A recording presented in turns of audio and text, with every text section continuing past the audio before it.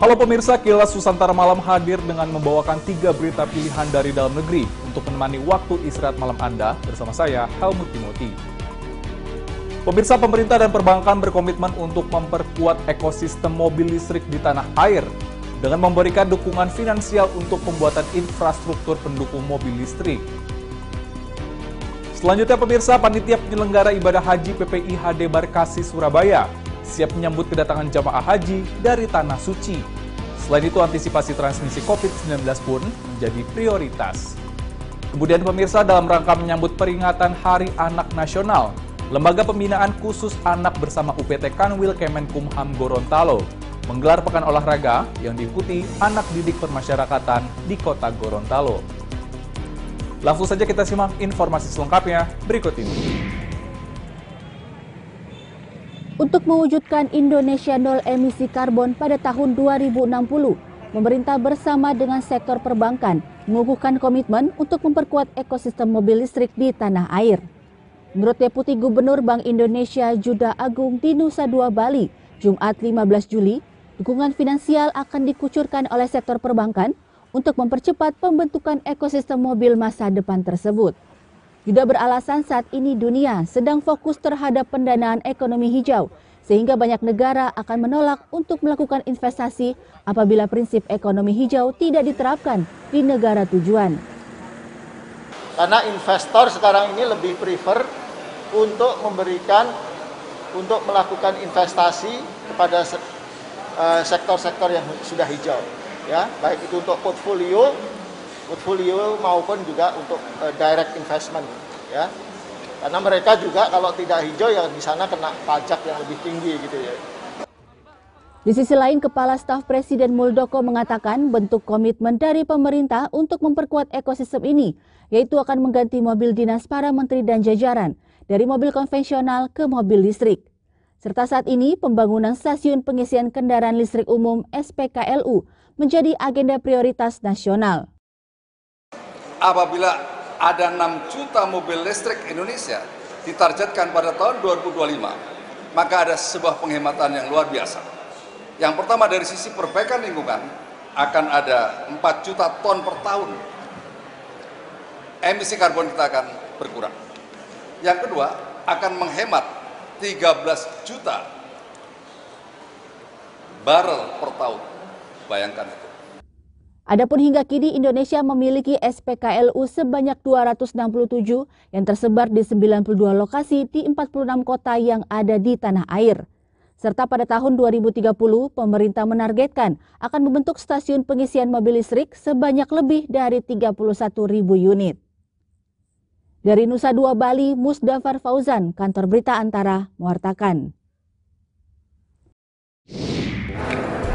Panitia penyelenggara ibadah haji PPIH Debarkasi Surabaya mengantisipasi transmisi virus corona dari kepulangan jamaah haji. Terdata sebanyak 16.088 jamaah haji yang akan kembali ke tanah air melalui Debarkasi Surabaya. Tercatat 14 orang diantaranya meninggal dunia di Tanah Suci. Kepulangan jamaah haji melalui Debarkasi Surabaya terbagi dalam 38 kelompok terbang. Kloter pertama dijadwalkan masuk asrama haji Surabaya tanggal 17 Juli. Terakhir, kloter 38 tiba di tanah air tanggal 13 Agustus 2022. Sekretaris PPIH Debarkasi Surabaya Abdul Haris Jumat 15 Juli menjelaskan prosedur yang sudah pasti dilakukan. Pemeriksaan kesehatan akan dilakukan terhadap jamaah yang suhu badannya di atas 37,5 derajat melalui deteksi sebanyak 2 kali, yaitu setibanya di Bandara Internasional Juanda Surabaya di Sidoarjo, Jawa Timur, dan ketika memasuki asrama haji Surabaya. Ini yang masih dalam membangun kesepakatan bersama adalah bagaimana yang lainnya sedang kita proses, mudah-mudahan nanti mendapatkan persetujuan anggaran bahwa yang lainnya sisanya itu ada gejala atau tidak itu dilakukan swab antigen. Jadi kita berharap jamaah berangkat itu kita lakukan screening melalui PCR test, maka pulangnya juga seperti itu. Selanjutnya, mengingat pandemi COVID-19 belum berakhir, PPIH Debarkasi Surabaya telah membangun komitmen dengan pemerintah daerah kabupaten kota wilayah Jawa Timur untuk melakukan pengawasan atau pengendalian terhadap jamaah haji yang telah pulang ke rumahnya masing-masing, yaitu agar melakukan karantina mandiri. Dari Surabaya, Jawa Timur, Hanif Nasrullah, Kantor Berita Antara, mewartakan.